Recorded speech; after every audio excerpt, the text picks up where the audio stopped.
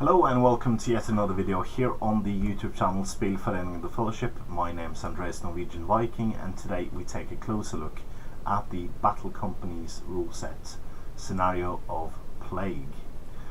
So, a great plague is sweeping the countryside, striking man and beast and bringing even the mightiest warriors to their knees. However, the enemy has not stopped his advance, and the lieutenant has urged his men to fight on for as long as they can. Can they hold off this cursed illness long enough to repel the attackers? So this is quite a fun scenario. It's very random. Yeah, that's the only thing I can say. And we'll get into the rules in a bit. So the layout is a 4x4 foot table with a semi-open terrain in the center of the table. All the terrain is placed as the side for an interesting and visual pleasing layout. The player with the largest Battle Company rating picks a side and deploys his force in the zone between 12 and 18 inches off his table edge. The opponent then sets up in a similar zone on his side of the table. This means that there is no hanging back and shooting from the start of the scenario. You will be up close and personal from the very get-go. Not all across to the finish line, but quite close. Sorry.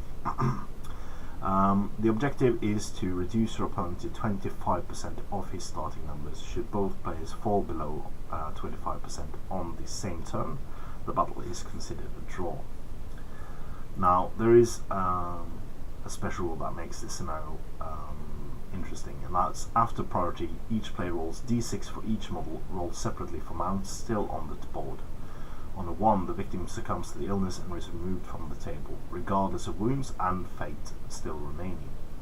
He is not regarded as a casualty and does not need to roll on the injury table after the game. If the model is within 2 inches of another model that fails his roll, he must subtract 1 from his result. Will may be used to influence this illness roll. Each time a unit wounds an enemy model in hand-to-hand combat, he must roll again to see whether or not he is overcome by exertion. So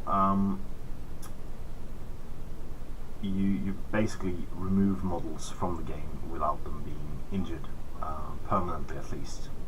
And there is a bit of a two-way street to play the scenario, because as the rules say in this instance, you have your entire warband set up. You roll for each model, and if a model fails, you just lie him on the side, and then you roll for every model that hasn't rolled already.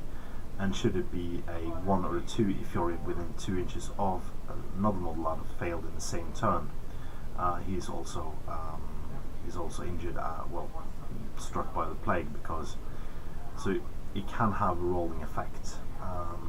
It is not cumulative, so it doesn't get a -2 to the roll, and it can use will to resist it.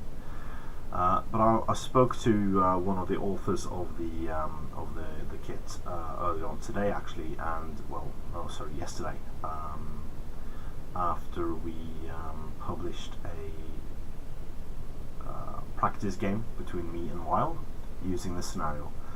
And he proposed an alternate special rule, which is that you can have up to 6 plague markers on the table. So every time you remove a model from the table, you replace that one with a plague marker, and that is a constant -1 effect to every single model around him. There cannot be any more than 6 plague markers on the board at any time, but this again means that you cannot camp. You cannot stand and shoot nearby to a model that has been affected by the plague, not on even on the same turn, but during the game altogether. So this means that you can have cool scenarios that you have to drive on towards your opponent to hand-to-hand combat, and then you must roll for every wound you receive to maybe be exerted from the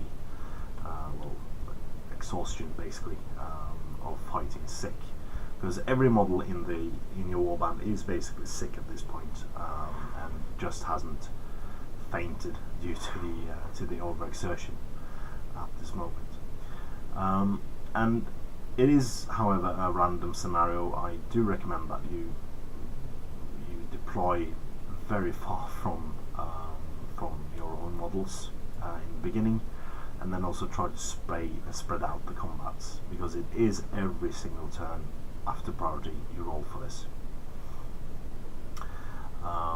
So yeah, I think it's cool. I do not know if it caters towards big or small armies. Small armies, if you're unlucky, can be nearly completely wiped out by this in some of the first turns. A big army can have lots of bad luck, rolling lots of ones, but similarly so can a small army, so it goes either way, and the more dice you roll, the higher chance of one, but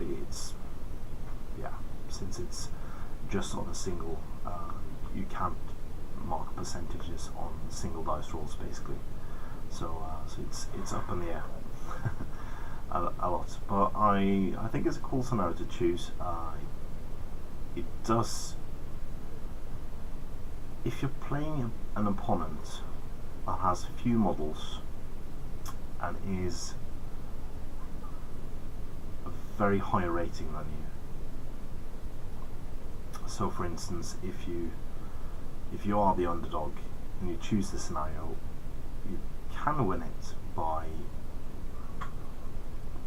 your opponent being unlucky, and then taking out the remaining models. And even if you lose a bunch of models to the illness, you don't have to roll for casualties, and thus saving you from rolling all those casualty rolls at the end of the game. So yeah, I think that's it for Plague. Please tell us which one of you prefer the original special rules, or the proposed special rule from Commissariat, one of the authors, in the comments below. That was Plague.